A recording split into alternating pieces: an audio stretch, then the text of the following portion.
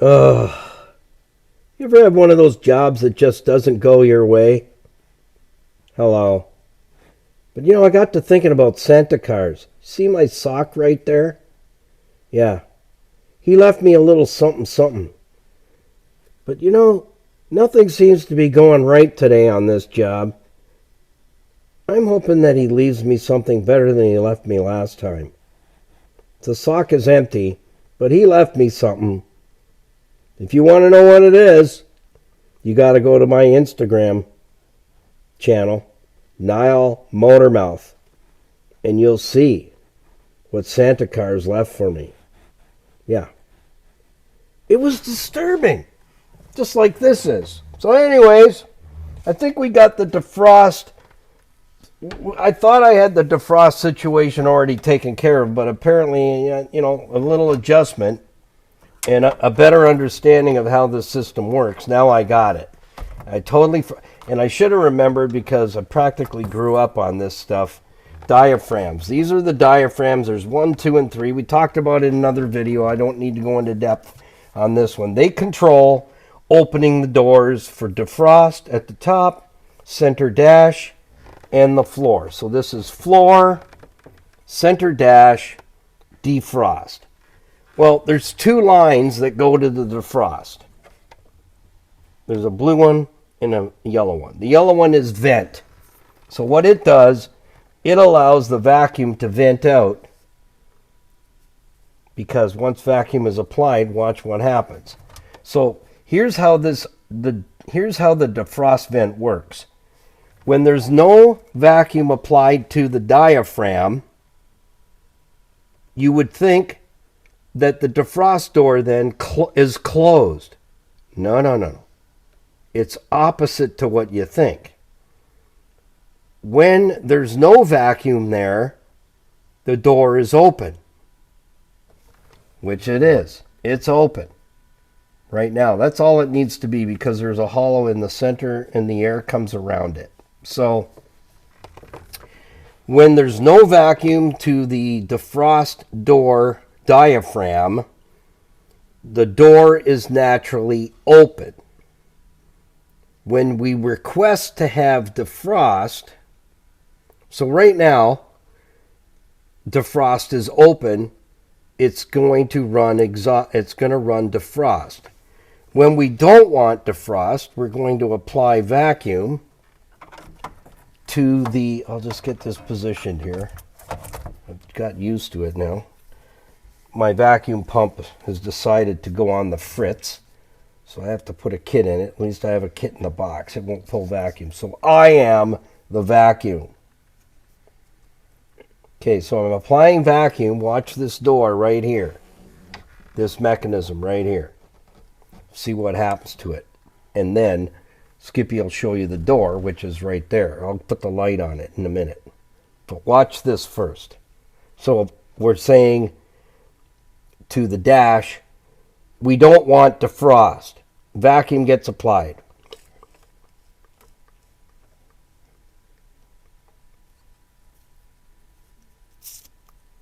The door is closed. See if I can do this.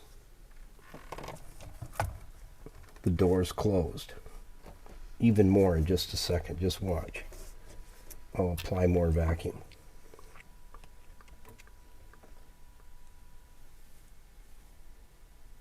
Then you say, I don't want defrost. The things you gotta do for YouTube. So then you say, well, the windshield's fogging up. I need defrost. So we're going to apply vacuum. I don't need defrost. So right now I have defrost. I don't want defrost.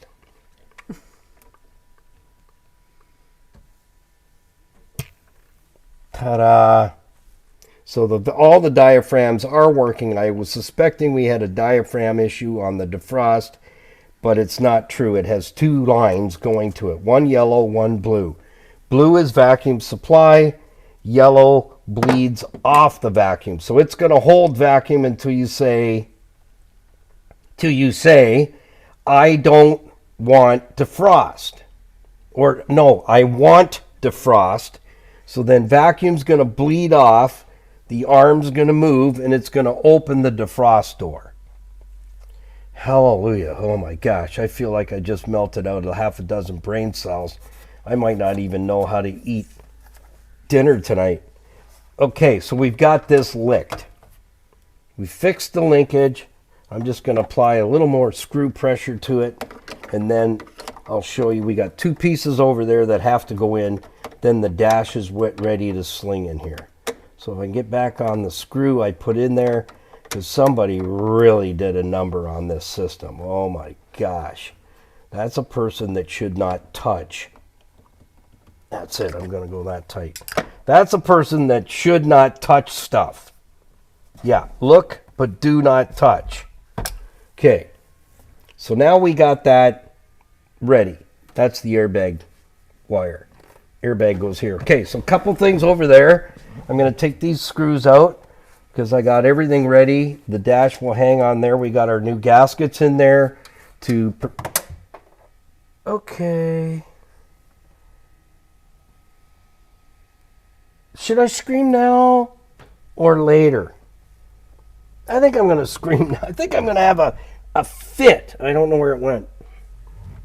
And I don't have any more of those ones, so I think it fell down the hole there. But anyways, that's what magnets are for. I'll fish it out after. Okay, it did go down there, and I think it went right in that hole. So we'll fish it out with a magnet. Okay, I'm coming out. That's enough of that nonsense, let me tell you. I feel like I just, lost a few brain cells on that one. Because it works completely opposite to what you think. So this is the center defrost. We're going to put that in. So I'm just going to set that up there because I can reach it. This is the lower panel. Got fuzzies on here. Yeah. Lint-free clouds. There's something to be said about that. This is ready to go in. So this goes on the bottom and that gives you to your feet. So this is ready to go. That can go in. We're going to bolt those in. This goes on the passenger side, and I asked somebody to tell me what this is. Why is it shaped like that? Because I can't figure it out. And it goes in underneath the glove box. The one ear was broken off, so I made up a piece here. So when this goes in, goes under, I can figure out which screw hole will put us back into good standing, and then I'll just clip off the rest of it. So it's a quick way to fix broken ears on plastic. Is this, I call it Ready Strap. It's excellent. And this is coated, so it's kind of nice. So I just drilled it through, put 2 rivets in. That isn't going anywhere. It's probably sturdier than that. But it was broken off. So that goes in on the passenger side. So that's ready to go in. So that's another piece of the puzzle that can be installed. These 2 pieces here, they're not black. How do we know that? Well, I'm going to show you.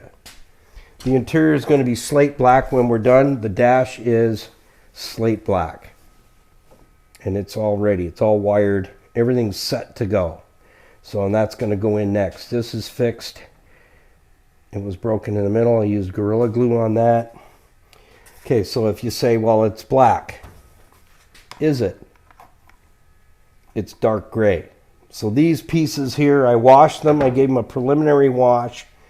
And this goes around the, that's the bezel for the instrument cluster.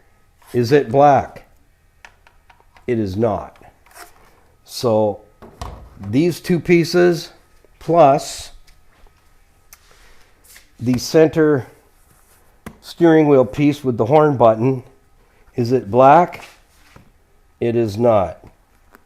And that has the steering wheel airbag. So I'll clean the rest of the dust out of here. But the whole truck's been like that, just covered in field dust.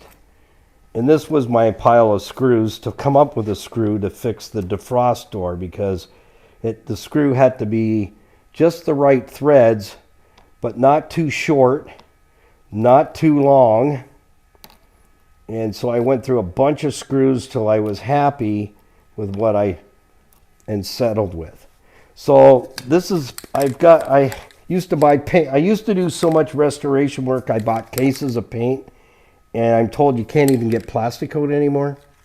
But this is excellent vinyl paint. So when I sprayed this, plus the other two pieces, it will not flake or you won't be able to scratch it off. I did a whole interior on an F-150 I bought from an orchard in Grimsby, Ontario, and it was thick with dust inside.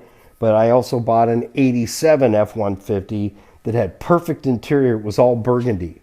I completely changed that whole 82 extra cab F-150 to burgundy interior, including the dash pad, which was brown, and I didn't want to change that, but I taped it all off and I painted the dash pad maroon. And I'll just show you that quickly because I still have a tad left. And when I was finished, you could not tell in one night. The secret with this product is, and I'll tell you this, get all the pieces ready at once. And the reason I say that is because if I sprayed that with the black, and then 2 days later I spray this one, and then the day later I spray that one, they don't look the same. So what I did was in one night, I had all the pieces for the truck laid out, so I had to save some pieces from the brown truck inside to lay out with all the burgundy stuff. But I sprayed all of it. I think I used like 3 cans. This was what's left over. I did door panels, you name it. Window winders, the whole package. When I was done, all the pieces were the same dye lot. That's what the term is, dye lot.